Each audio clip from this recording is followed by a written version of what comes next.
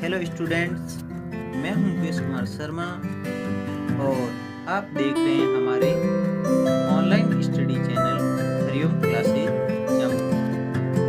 यदि आपको हमारा वीडियो अच्छा लगे प्लीज लाइक कीजिए, शेयर कीजिए और कमेंट कीजिए।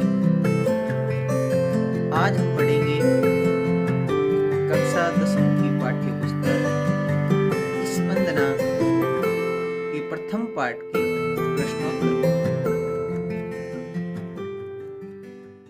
स्टूडेंट्स, आज अपन पढ़ते हैं जय सुर भारती। अपनी पाठ्य पुस्तक स्पंदना का प्रथम पाठ है। माता सरस्वती की ये गीत वंदना है, इसके बारे में आप पढ़ेंगे अभी। जय सुर भारती, हे सुरों की देवी माँ सरस्वती, आपकी विजय होवें। जय जय हे भगवती सुर भारती, तव चरणों प्रणमामः। नाद ब्रह्ममयी जय वागीश्वरी, शरणम ते गच्छामः। भगवती और सुर भारती, यहाँ पर ये जो दोनों शब्द हैं माता सरस्वती के लिए प्रयुक्त हुए हैं।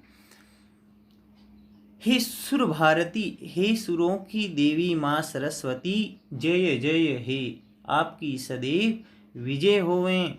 तव चरणों प्रणमामः। यहाँ जो प्रणमाम शब्द हैं वो उत्तम पुरुष बहुवचन का है और इसका जो कर्ता है वो वयम होता है और उसका अर्थ होता है हम सभी तव अर्थात तुम्हारे चरणों में प्रणाम करते हैं। हम सभी तुम्हारे चरणों में प्रणाम करते हैं।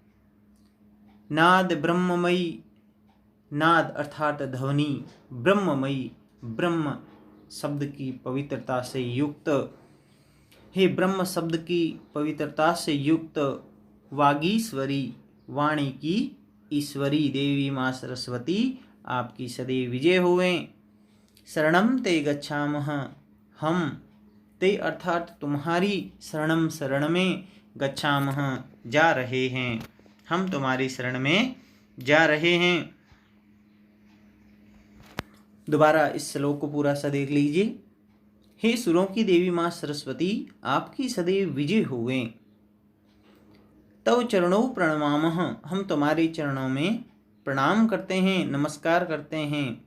हे वाणी की ईश्वरी देवी माँ सरस्वती, ब्रह्म शब्द की ध्वनि से युक्त, हम तुम्हारी शरण में जा रहे हैं। द्वितीय श्लोक, दूसरा श्लोक पढ़िए। दूसरे श्लोक में लिखा है त्वमसि शरण्या त्रिभुवन धन्या, सुरमुनि वंदित चरणा, नवरस मधुरा कविता मुखरा, स्मित रुचिराभरणा।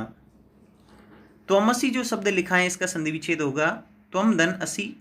त्वम अर्थात तुम, असि माने हो, शरण्या शरण प्रदान करने वाली, अर्थात तुम ही इस जगत के चर और अचर को शरण प्रदान करने वाली हो।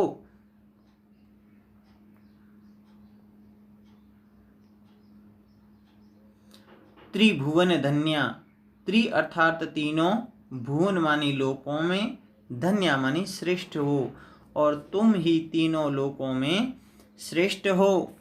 जिसके चरणों की वंदना, वंदित चरणा लिखाएं, जिसके चरणों की वंदना सुर अर्थात देवता और मुनि मानी ऋषि लोग करते हैं। जिसके चरणों की वंदना देवता और ऋषि लोग करते हैं।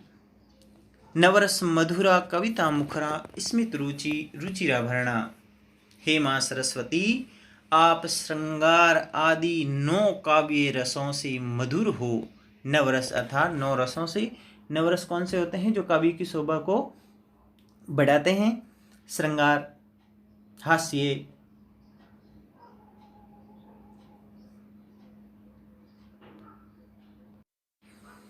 करुण, विभत्स, रौद्र आदि ये जो काव्य रस होते हैं जो काव्य की शोभा को बढ़ाते हैं। तो क्या कहा गया है कि आप 9 काव्य रसों से भी मधुर हो और कविता के रूप में मुखरित होने वाली हो। कविता मुखरा, कविता के रूप में मुखरित होने वाली हो। स्मित रुचि अर्थात सुंदर, स्मित मानी मुस्कान से युक्त हो, आप सुंदर मुस्कान से युक्त हो और रुचि आभरणा, और आप आभरणा यानी वस्त्रों से, सुंदर वस्त्रों से, वस्त्र कैसे हैं? रुचि अर्थात सुंदर, आप सुंदर वस्त्रों से युक्त हो। इस प्रकार हे माँ सरस्वती आप अत्यंत मनमोहक हो। दोबारा श्लोक को देखिए, लिखा है कि हे माँ सरस्वती आप तीनों लोकों को, आप सभी जगत के प्राणियों को शरण देने वाली हो, तीनों लोकों में श्रेष्ठ हो, जिसके चरणों की वंदना देवता और मुनि लोग भी करते हैं।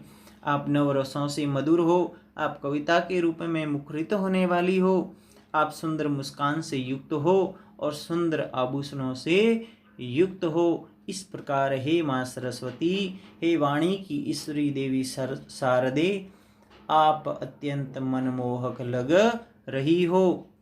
चलिए अब आगे पढ़ते हैं तीसरा श्लोक। तीसरे श्लोक में क्या लिखा है? आसीना भव मानस हंसे कुंद तुहीन शशि धवले, हर जड़ताम कुरुबोधि विकासम सित पंकज तनु विमले।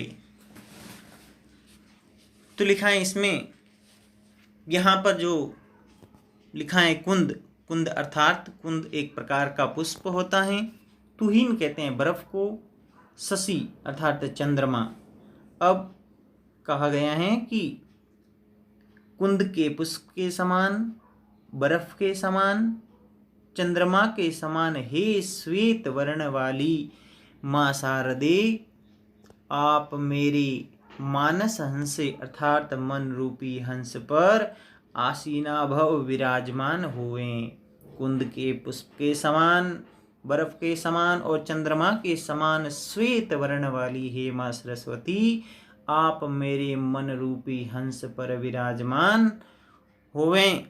आगे लिखा है, जो तीसरे श्लोक की जो अंतिम पंक्ति उसका अर्थ पहले करेंगे। लिखा है कि सित पंकज तनु विमले,